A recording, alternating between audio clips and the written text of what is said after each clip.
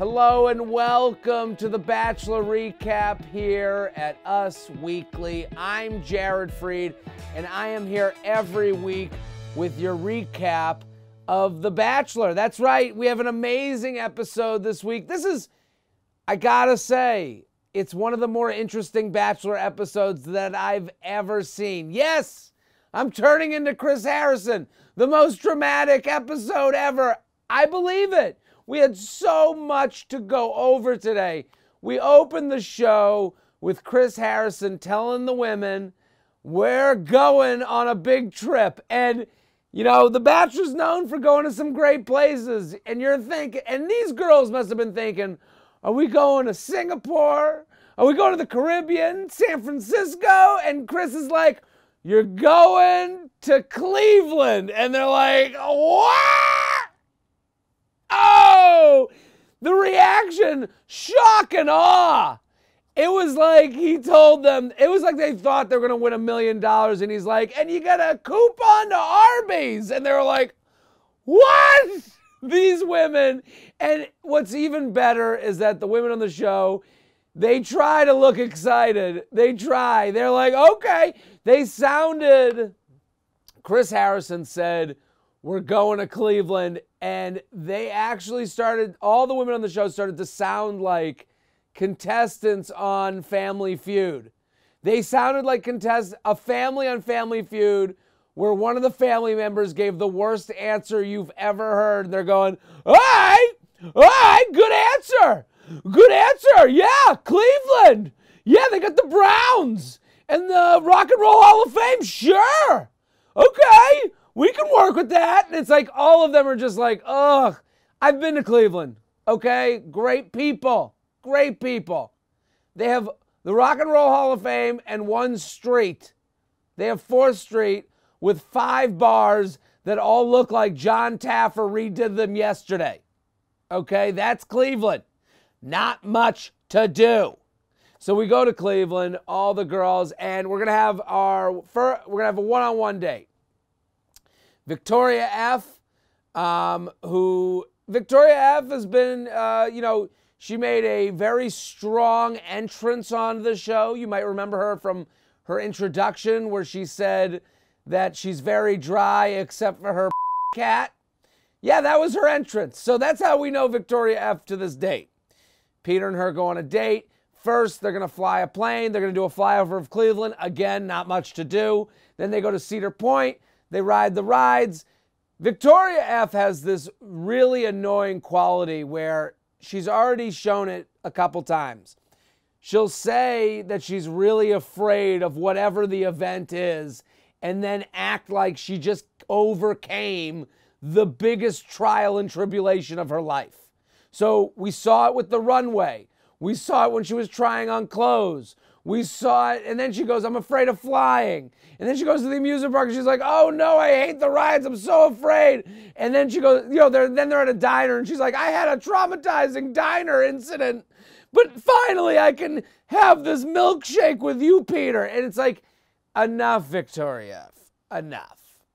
Finally, we end the date as most Bachelor one-on-one dates end with our big moment. And it's gonna be a band playing a concert that all of us at home know was put together just for this show. It's usually a band that no one has any clue who they are, and they act like they're U2. In this case, it's Chase Rice. If you don't know who Chase Rice is, you're probably not a country fan. I'm not a country guy. I didn't know who Chase Rice was. All I knew is he was on Survivor, and that's how he kind of rose to prominence, I guess. But he has fans, as I found out on my Instagram, okay? I don't need your comments. So Chase Rice is playing in the band. The minute Victoria F. lays eyes on Chase Rice, we know something is up. She sees him, and it's revealed that Victoria F. used to date Chase Rice. I say date because we don't know what it is.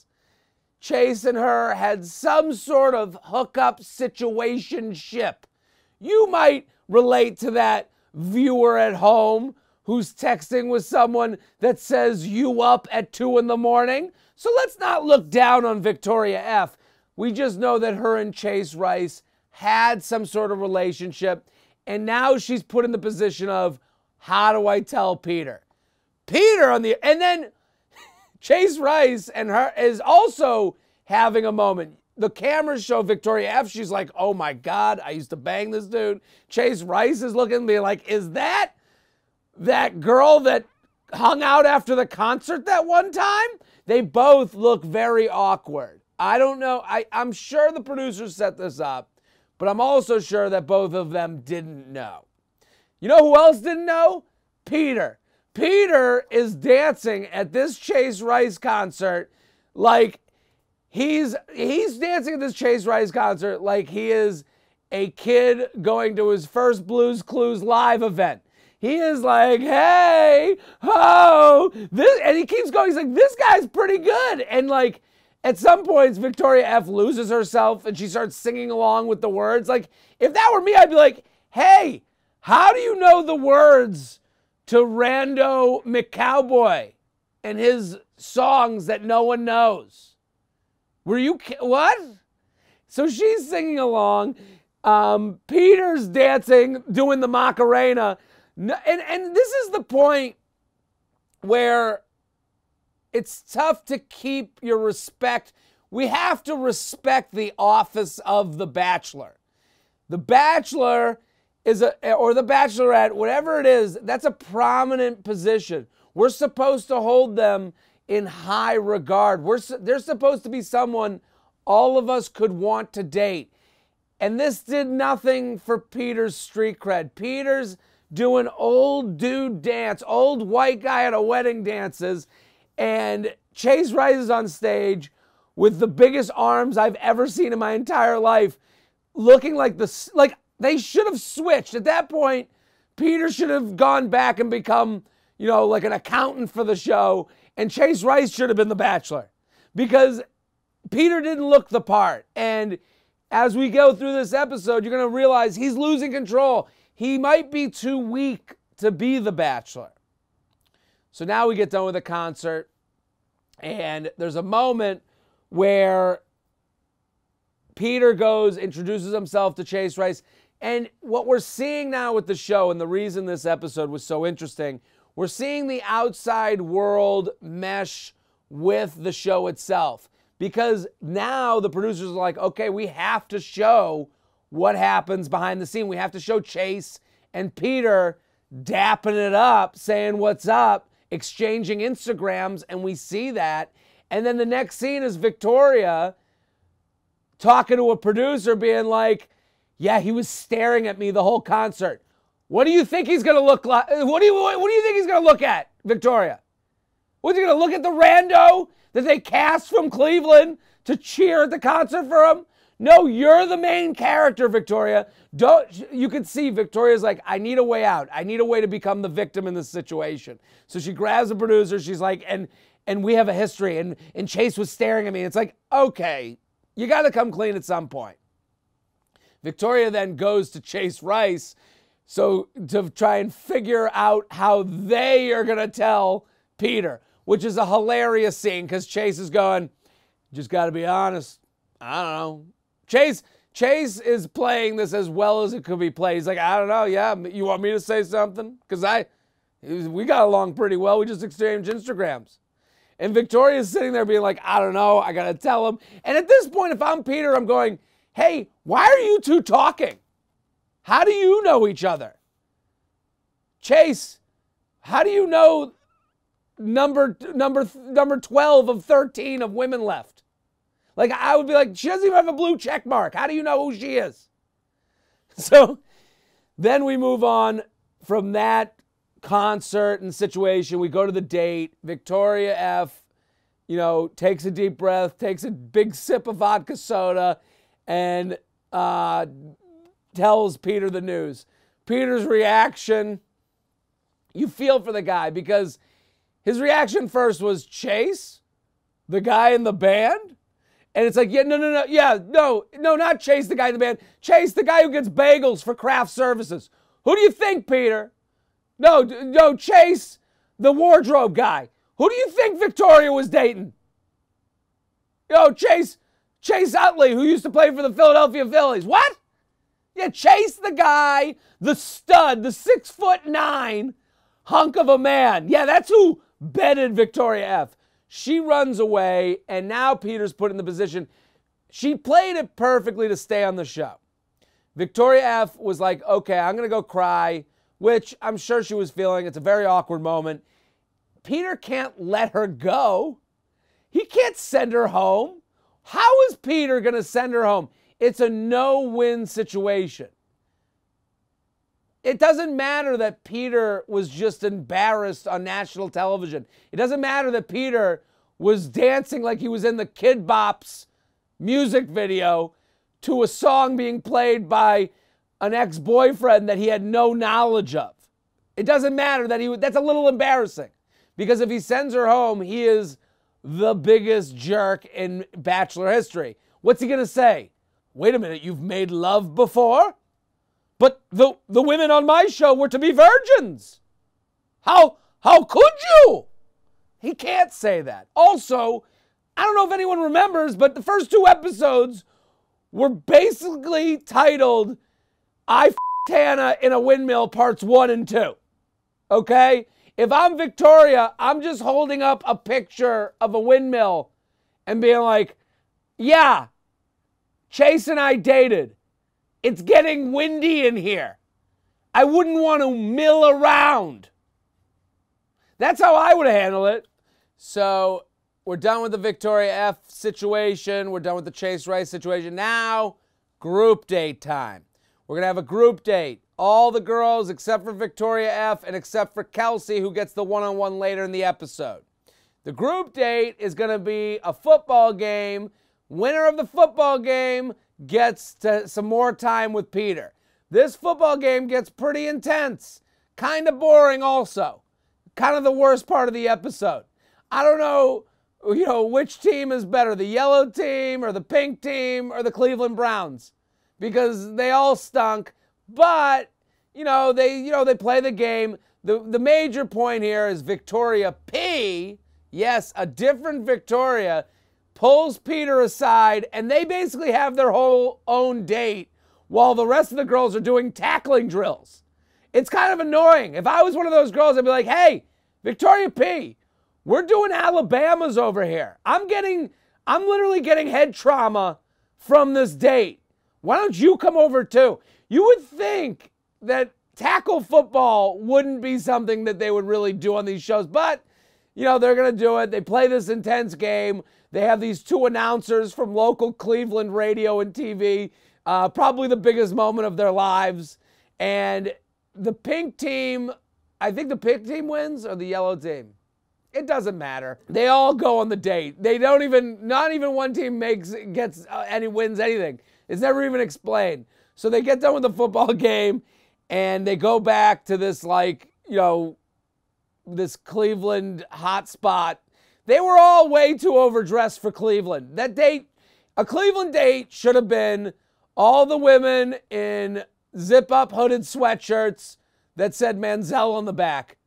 That's what they should have been, where they all had fries and chicken fingers. That should have been, but instead, they're all in formal attire. They're in some loft. And Victoria P, again, pulls away Peter. And you can see there's a mutiny starting to develop in the group. They're not happy with the amount of time they're getting with Peter. They feel that the whole season has been overtaken by Hannah, then Alayah, then Victoria P taking over the date. And while Peter's talking with Victoria P, all of a sudden we hear a Clydesdale coming up the stairs. It was the loudest stair climb I've ever seen. And guess who's back? Alayah. That's right. She's just appeared. The girls look at her. She does a great... Alayah is starting to become one of our greatest reality TV villains. She shows up. All the women look at her. They're like, what are you doing back? And she goes, hey, ladies, and just walks by them. Doesn't even explain herself. Walks by them straight to Peter. Peter is now with Cheyenne. Cheyenne is sitting with Peter like, hey, I don't get any time with you. And then all of a sudden Alayah's like, hey, Peter. And he's like, I gotta go. And it's like, Cheyenne can't win. None of the girls can win. Alayah comes back. Peter looks at her and is like, what are you doing here? And she's like, I didn't feel like I got the time with you that I needed. I felt like there were lies told. I felt like I was kicked off on false pretense. And she explains that her and Victoria P's relationship, which, if we go back an episode, the whole reason Alayah was kicked out is because Victoria P said they've seen each other for 3 hours, and Alayah said they knew each other.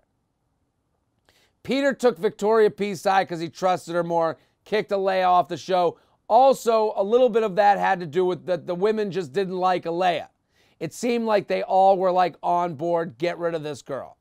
So now Peter is approached by Alayah. She says, you kicked me out based on a lie. Peter goes to Victoria P and is like, did you two go to Vegas together? And Victoria P's like, I was telling my truth. And it's like, okay, maybe they weren't good friends. But you can't say, if you're Victoria P, I'm not good friends with her, and leave out that you went to Vegas together. You can't, that's a lie. You've left out very important information to find out whether you two are friends or not. And so Peter gets the information. He's like, were you in Vegas together? And she's like, well, Vegas happened. And it's like, okay, well, now I'm screwed. I don't know what's real, what's fake. And to Peter, the one great thing he has done this season is that all drama, he squashes it out right away. He goes, you got a problem with her? Come on down. We're going to talk it out right away. And I think that's a good thing to do because good for us, the viewer, but also it just gets it out there. Let's figure this out. But I think that's also why all the women seem to hate each other this season. I think that has a little to do with it. So Peter brings Victoria P down to Alayah. He's like, let's talk this out. Who's lying? And both of the women, first of all, Victoria P calls it my truth. Anyone who says, well, that's my truth is a liar. That's them saying, yeah, another truth might disagree with my truth, but this is my truth. It's putting feelings onto facts, which is not the case. You can't tell someone how to feel, but you can tell someone what the facts are. So when she says it's my truth, that's her version of going, well, that's how I felt at the moment. You can't disagree with that. And it's like, I don't know about that one, Victoria P. So he has them face off, and both of them basically say, I'm not lying. Why would I lie? And it's like, why would you lie? Because you get to be on TV in front of 8 million people every week. That's why you lie. And this is where the outside world starts to seep into the show. Because all the girls are accusing Alayah of coming back because she wants to be on TV. And let's remember, Alayah won Miss Texas on her 4th try. She competed in a pageant 4 times to win. This girl will do anything. Do you know what type of hell it is to go back and do a pageant a 4th time? How about a 3rd time? With all of them going, oh, so you're back? Oh, you're back? You're 21 and you're on your 3rd Miss Texas? I mean, at that point, you must feel 100.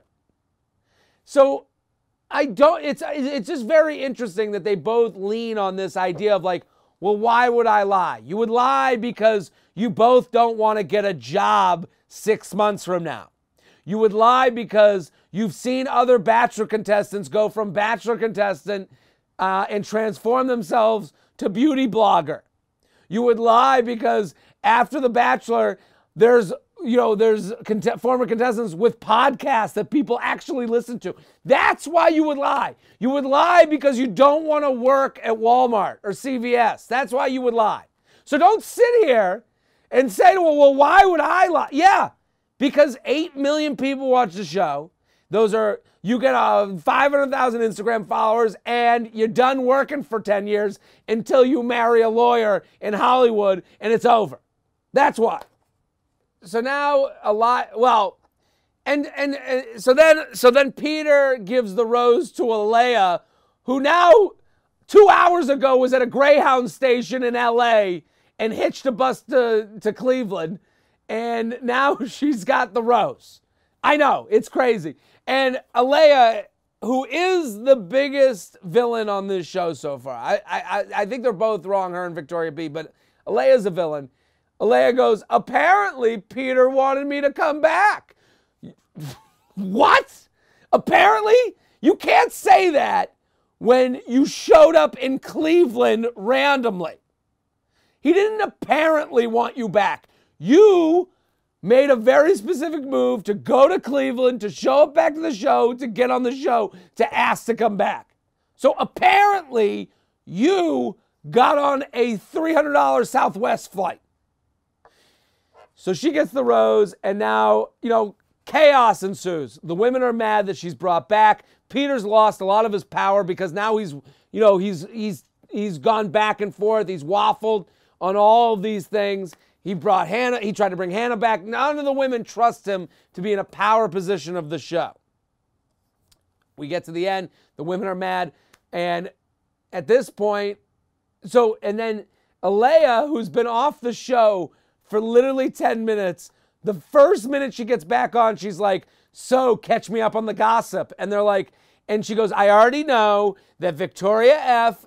had sex with Chase Rice, and that you were wearing a pink bra, and that you ate sushi on Monday. And they're all like, how do you? Alayah came back with more information than Reality Steve. She came back and started just telling everyone what happened. And they're all like, what? Victoria had sex with who? Chase Rice? Who? He's a musician? And so now Victoria F. finds out that Alayah has told the whole group about her drama, and she's like, that's a story you shouldn't have told. I'm on Victoria F's side. That's up to her to tell. Alayah comes back and is just like tossing out drama gems all over the place.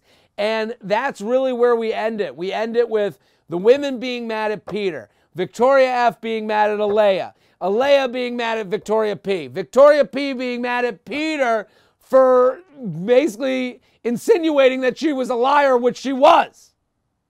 So now we end with a to be continued, and we don't know what's going to happen. The world, the outside world, has come into the fantasy world of The Bachelor, and you just saw the most interesting episode that we've had to date. So that's it. I'm Jared Freid. We're here every week with your recap. Come on back, subscribe, swipe up, all the stuff.